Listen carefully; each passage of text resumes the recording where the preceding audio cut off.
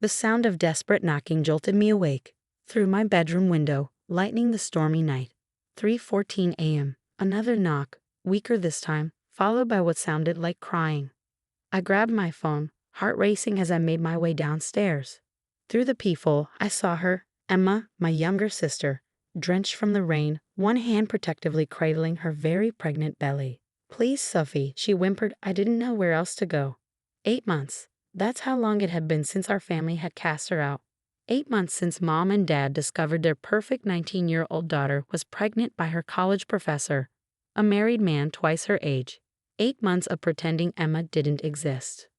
Before I could reach for the lock, my phone buzzed. "Mom. Don't you dare open that door, Sophie." She made her choice. She chose to shame this family. Let her deal with the consequences. My hand froze on the doorknob. At 24, I'd always been the responsible one, the one who followed rules, who never disappointed our parents. Opening this door would change everything.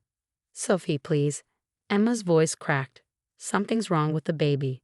I unlocked the door. Emma collapsed into my arms, her clothes soaked, her body shaking with sobs.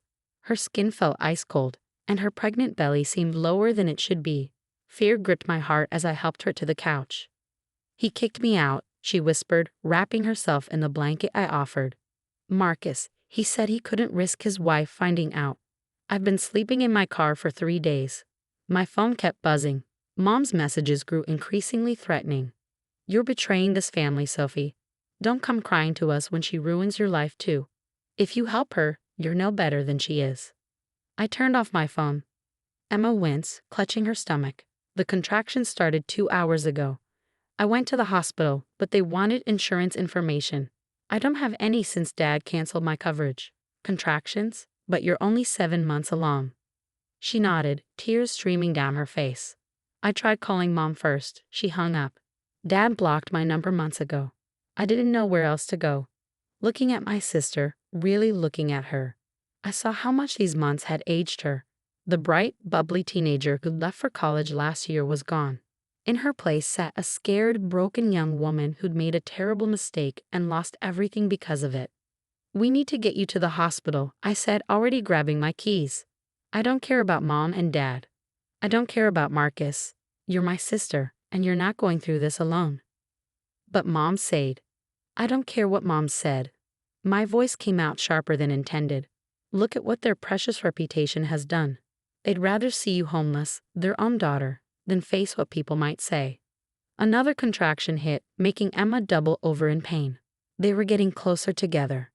"Sophie," she grabbed my hand, her eyes wide with fear. "I'm scared. What if something's wrong with the baby? What if?" "Don't think about that now. We're getting you help." As I helped Emma to my car, my phone lit up with a final message from Mom. "If you walk out that door with her, don't bother coming back. You're choosing a disgrace over your family." I looked at Emma, trembling in the passenger seat, both hands protectively wrapped around her belly. Then I looked at Mom's message again. "No," I thought. "I'm choosing family over pride. I'm choosing my sister over appearances. I'm choosing to be human." The rain pounded against my windshield as I drove toward the hospital, breaking every speed limit. Emma's contractions were now 5 minutes apart. Too close. Too early. "I'm sorry," she whispered between breaths. "I'm so sorry for dragging you into this. You'll lose everything because of me." I reached over and squeezed her hand. "You haven't dragged me anywhere, Em. I'm exactly where I choose to be." As we pulled up to the emergency room entrance, I made a silent promise to Emma, to her unborn baby, and to myself. Our parents might have turned their backs on family, but I wouldn't. Whatever came next, we would face it together. The ER doors slid open, and I helped my sister inside, leaving behind the storm, our parents' judgment, and a lifetime of choosing appearances over love. This was my choice, and I would make it again every time. The hospital waiting room buzzed with fluorescent lights and quiet desperation. I paced while filling out Emma's paperwork, using my own insurance information. Being listed as her emergency contact years ago finally meant something. "Sophie Porter," a nurse called out. "Your sister is asking for you." I found Emma in the maternity ward, hooked up to monitors, her face pale but calmer than before. The doctor, a kind-faced woman in her 50s, was reviewing some charts. "You must be the sister," she said. "I'm Dr. Martinez. We've managed to slow the contractions, but Emma's blood pressure is concerning. She's showing signs of preeclampsia. My heart sank. I'd read enough to know how dangerous that could be. The baby's heartbeat is stable, Dr. Martinez continued, but we'll need to monitor them both closely. She'll have to stay here until delivery. Emma's hand found mine. They say I could be here for weeks. Then we'll be here for weeks, I said firmly. My phone vibrated. Dad this time. I stepped into the hallway to answer, bracing myself. Your mother is in tears, he started, his voice cold. How dare you undermine our authority? Authority? I laughed bitterly. Emma could have died in that storm. Your grandchild could have died. Does that mean nothing to you? That thing isn't our grandchild. And Emma stopped being our daughter when she chose to bring shame. Stop it. My voice echoed through the hospital corridor. Listen to yourself. Your teenage daughter was manipulated by a predator, and instead of protecting her, you threw her away. What kind of parents are you? We gave her everything. No, you gave her conditions. That's not love, Dad. That's control. I heard Mom in the background, demanding the phone. Sophie, this is your last chance. Come home now, or you'll join Emma on the outside. Looking through the door window at my sister, something shifted inside me. The fear of disappointing them, the need for their approval, it all fell away. I am home, I said. I'm where I'm needed. Goodbye, Mom. I blocked their numbers before returning to Emma's room. She was crying again. I heard she whispered. Sophie, you can't lose your family because of me. Hey, I sat beside her. You are my family. And soon this little one will be too. I placed my hand on her belly, feeling a strong kick in response. But your job, your life. My job has great maternity leave benefits, I smiled. Seems like a good time to use them. Emma's eyes widened. You can't put your life on hold. I'm not. I'm choosing to be there for my sister and my niece or nephew. Besides, I added, my apartment has a spare room, perfect for a nursery. You let us stay with you. Let you? I'm insisting. You're not doing this alone anymore. A knock interrupted us. Dr. Martinez returned with an ultrasound machine, ready to check on this little one. As the grainy image appeared on screen, Emma squeezed my hand tight enough to hurt. The sound of a heartbeat filled the room, strong, fast, determined. Looks like someone's eager to meet their family, Dr. Martinez smiled.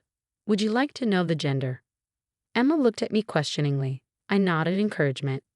It's a girl, the doctor announced. A girl, my niece. Suddenly, all our parents' talk of shame and family disgrace seemed even more absurd. How could anyone reject this tiny person before even giving her a chance? Hope, Emma said softly, touching the screen. I want to name her Hope. Perfect, I whispered, watching my sister's face glow with the first real smile I'd seen in months. After the doctor left, Emma grew serious. What are we going to do when Marcus finds out? He has connections at the university, he could make trouble. Let him try, I said. I've already contacted a lawyer friend. Once Hope arrives, we'll file for child support. If he fights it, we'll expose everything. See how the university board feels about professors preying on teenage students. You've thought of everything. That's what big sisters do. I smoothed her hair back. Now get some rest. Hope needs you strong. As Emma drifted off to sleep, I watched the monitors tracking 2 heartbeats, my sister and her daughter, both fighters, both survivors. Outside, the storm had passed, leaving behind a sky starting to brighten with dawn. My phone contained dozens of missed calls from flying monkeys, family friends, relatives, even our family pastor, all eager to tell me how wrong I was, how I needed to respect my parents' wishes. I deleted them all without reading.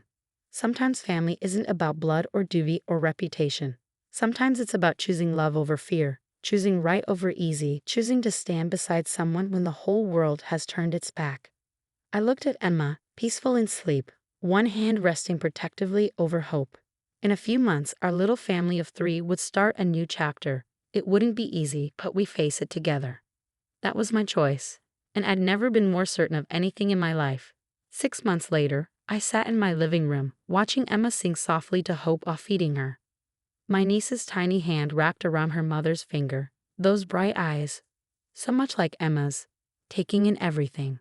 The transformation in Emma was remarkable. Gone was the broken girl from that stormy night. In her place was a devoted mother who tackled online classes between diaper changes, determined to finish her degree. "She's getting so big," I said, putting down my laptop where I'd been working from home. 5 months already, Emma beamed. "Can you believe it?" The doorbell rang.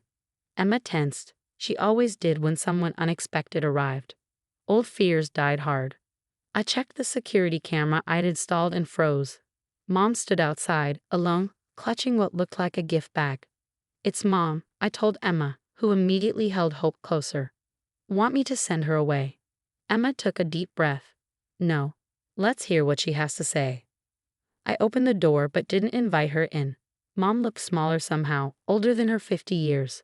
Her eyes fixed on the baby in Emma's arms. I brought something," she said, voice trembling. "For Hope." "How do you know her name?" I asked. "I follow Emma's private Instagram account, under a different name." She looked down. "I had to know you were both okay." Emma stood, Hope secure in her arms. "You could have called, or texted, or shown any sign you cared during my entire pregnancy." "I know," Mom whispered. "I was wrong. So terribly wrong." "Where's Dad?" I asked. "He doesn't know I'm here. He's still not ready." But I couldn't stay away anymore. Not after seeing all those pictures, watching my granddaughter grow through a screen, knowing I was missing everything because of pride. Emma walked closer, and Hope turned her head at the new voice, studying our mother with curious eyes. "She looks just like you did as a baby, Emma," Mom said, tears falling now. "I kept thinking about when you were born, how I promised to protect you forever. Instead, I abandoned you when you needed me most." "You chose your reputation over your daughter," I said firmly, "over both your daughters." "Yes." Mom's shoulders slumped. "And I've spent every day since then hating myself for it." The church ladies stopped gossiping months ago. The relatives moved on to new scandals. But I lost my children, and that pain never went away. Emma shifted Hope to her other arm. "What do you want, Mom?" "A chance," she said simply. "Not forgiveness. I haven't earned that yet. Just a chance to try to make things right. To be the mother I should have been, the grandmother Hope deserves." "And Dad?" "I'm leaving him," Mom said, surprising us both. He refused to even look at Hope's pictures. I realized I couldn't live with that kind of hatred anymore. I got my own apartment last week. I shared a look with Emma. We built a good life these past months. Hope was thriving, Emma was healing, and I found unexpected joy in our little family unit. Could we risk letting in the person who'd hurt us so deeply? "We'll need time," Emma finally said. "And there will be rules. You can't just walk back in like nothing happened." "I understand," Mom nodded eagerly. "Anything you need." First, I stepped forward. "You need to acknowledge what really happened with Marcus. Emma wasn't some wayward teen who shamed the family. She was a victim of predatory manipulation by someone in authority." "Yes," Mom agreed, fresh tears falling. "I see that now. I should have protected you, Emma. Should have pressed charges instead of hiding the truth." "It's not too late," Emma said quietly. "I've been talking to other students he targeted. There's going to be a formal investigation." Mom straightened her spine. "Tell me how I can help." Hope chose that moment to let out a happy gurgle, reaching toward the gift bag Mom still held. Despite everything, I smiled. "What did you bring her?" Mom opened the bag, pulling out a worn teddy bear. This was Emma's first stuffed animal. "I kept it all these years." Emma's breath caught. "Mr. Snuggles." "I thought he was lost in the move." "No," Mom said softly. "I saved him, hoping someday." Hope reached for the bear, and Emma slowly moved closer, letting Mom place it in the baby's eager hands. As Hope hugged the bear, our mother got her first close look at her granddaughter. "Hello, precious girl," she whispered. I watched them, 3 generations of our family's women, each carrying their own scars, their own hopes. The road ahead wouldn't be easy. Trust, once broken, takes time to rebuild. But standing there, seeing Hope smile at her grandmother, while clutching a piece of her mother's childhood, I felt something shift. Sometimes healing comes in unexpected ways. Sometimes it takes a tiny hand to bridge the gaps between hearts. And sometimes, when you choose love over pride, love finds ways to multiply. "Would you like to hold her?" Emma asked softly. As Mom took Hope in her trembling arms, her face lighting up with wonder, I realized we were all making a new choice. choosing to build something stronger from our broken pieces, choosing to write a different story for hope's future. A story of redemption, of second chances, of love that grows strong enough to overcome pride. A story that began on a stormy night with a choice, and continued now in the sunshine of a new day with another choice: to heal together.